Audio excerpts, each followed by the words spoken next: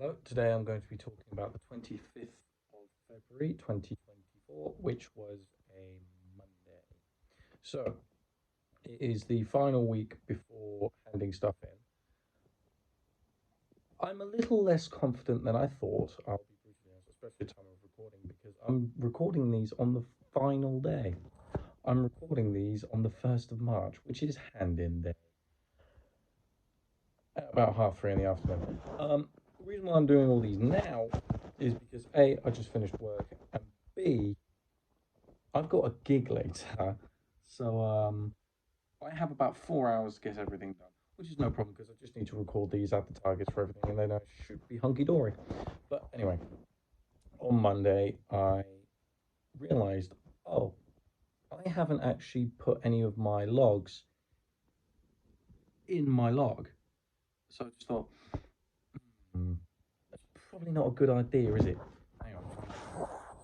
I'm just going to stick you there for a second. Okay, so the thing was, so I spent the entire time adding them and then doing the targets about them. So I'd watch them, write targets back. So it looked like I wrote targets at the time because plausible deniability in it.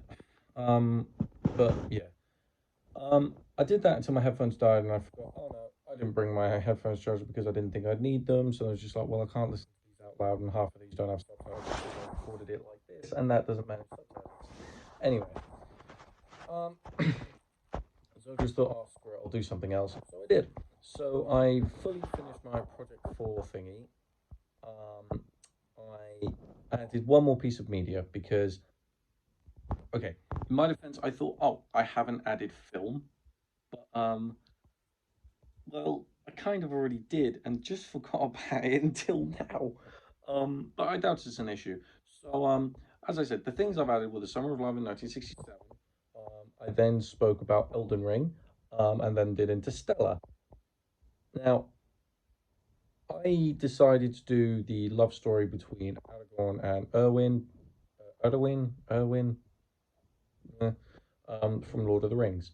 And in case you don't know the story, it's basically Erwin is an elf who can live forever. She is immortal. Aragorn is a race of man who can live for about 200 years, which in one of the films it is said that about 100 years is a blink in the life of an elf, which is kind of contradictory considering their lives are forever. So any amount of time is a blink in the life of an elf. But I'm digging too deep into it. Anyway, um, yeah. So it was trying. I was trying to find a very specific scene. Um, I can't just hyperlink the entire film because, well, then Sean has to watch. Well, Sean doesn't have to watch the entire film. Well, I explained the scene I was trying to look for. Um, so basically, the scene is I'm not sure when she's talking, but I think it's when the elf is heading back to her own country or whatever, and she's thinking, well, if I stay with Aragorn, then what's going to happen is he's going to die, and then I'm going to be lonely forever, which is a really sentimental thought. So what she does is she basically gets rid of her immortality, which is sort of like illegal for elves, but like it's not punishable. It's sort of like like a Christian sin, or some minor crime or something. It's like you can do it, shouldn't, but you can. Um, so what ended up happening was she got rid of her immortality, so she could live with Aragorn forever. And at the end of the film, Aragorn becomes king of Gondor, and they get married and happily ever after, I guess.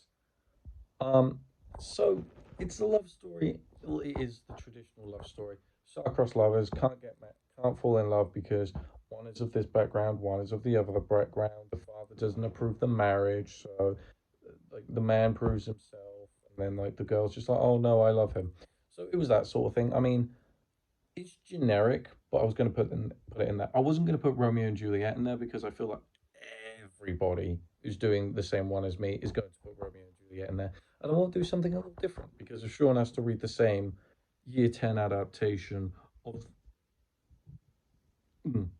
of Romeo and Juliet, he's probably going to get bored. Um, There you go, Sean. I'm doing this all for your entertainment. Aren't you proud?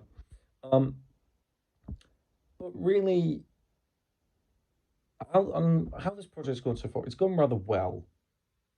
Well, I say that. The project's been harder than the previous one, which doesn't make that much sense considering it should be easier. However, it's not. Simply because we are given a less amount of time frame, specifically towards Project 3, which we could only do at college. Granted, easy enough for someone who like Andre or Luke or James who, can produce music. However, when you're like me and you're constantly having to ask, how do I do this? How do I do that? How do I do this? How do I do that? It gets a bit.